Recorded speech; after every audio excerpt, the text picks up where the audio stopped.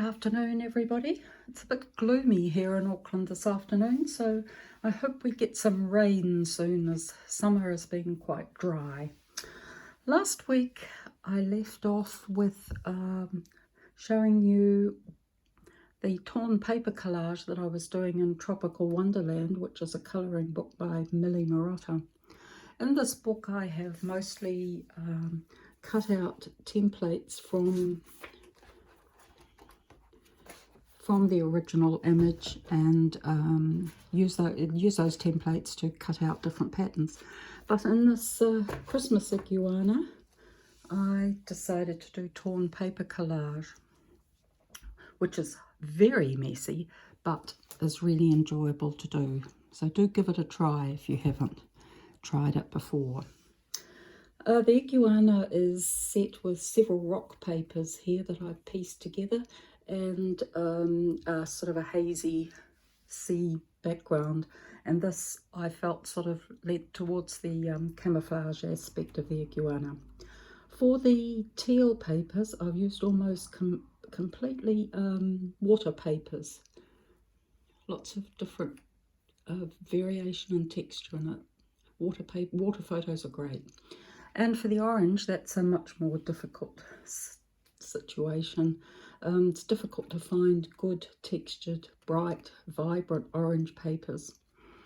And one that I absolutely treasure first up is this CD cover that belonged to my son, and he was throwing out the CD, so I grabbed the cover. And I've used this as a master and photocopied it many times. The other source is this tourism advert that appears in quite a lot of magazines like Qantas Airline magazine and things, of the Kimberleys up in Northern Australia, and that's really great texture and brightness to it too. So here's the Christmas Iguana. I'm quite pleased with them, although I don't like the mouth very much, but hey, it was good to do. Next up in the week, I decided it was time I did some work in my Room with a View glue book. This glue book is based entirely, so far, on this one advertisement with this rather embarrassing looking bloke. And what I do is change what's in the window. Mostly it's humorous, but there are some more moving images too. Anyway, this time I decided that this is what he's been looking at through his window. Wonderful. The free magazine that this advertisement comes in, I've just changed it to this version with a lady. And I've been sitting on this for a while, wondering what her expression is about and what she's feeling, and therefore what I can put in the window. Well, she's not looking embarrassed like he did, but she does look like she's turned her back on whatever is outside the window. So we'll see how the collages I do with her develop. So here's the first one with her. Quite fun. I'm about halfway through this Room with a View book, so it should be quite interesting to eventually look through the whole thing. Next up during the week was something for my Over and Out glue book, which I tend to forget about. And I got this idea from one of the Facebook groups, and it's a great idea. So far through the book, whenever I've been through a magazine and taken out everything I want, just before I put it aside, I go through quickly and just take out anything at all that appeals to me and slap it down on paper with glue, all within 2 hours if I possibly can, because it's really fast and intuitive, and there's no logic to it or story behind it or anything. Anyway, this one I didn't do that way. I was about to throw out my scraps bin from last week's collages into the recycle bin, and I noticed this bit of William Morris gift wrap, a couple of scraps of it. I thought, oh, I can't throw that out. So I started to pick around in there, and you may remember last week I did the food fantasy one of the Art Deco model with the crayfish hat. Well, this is the bottom of that model, so that's there. A bit of text, wonderful curtains. I don't know why I was throwing those out. They're just fabulous. And a seed packet, some pots, some water. The whole thing is backed onto a map, tourist map, so it's quite interesting. And a bit of a bowl here, some flowers, anything really. That's quite pretty, isn't it? There's a bit more down there. This couple on a rail biking tour down there, Gisborne.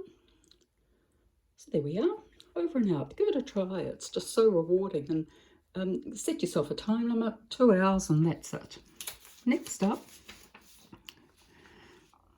was to do something for my outside in glue book, and this is where I take usually an advertisement that has something boring on the inside, and I bring some outside scenery into it. So this is a duplicate copy of the original, and here's how it turned out. Found this wonderful advertisement, this mountain of Mark Cook in New Zealand. So that has gone in behind. Wonderful lighting in it. This bit here was a little bit tricky to do. And then down the bottom, we've got these rocks also from the South Island scene. So I was quite pleased with that. That came together well. I didn't get too tied up in angles of walls, etc., which I can do. Right, next up, which I'm still working on, a total change, is this.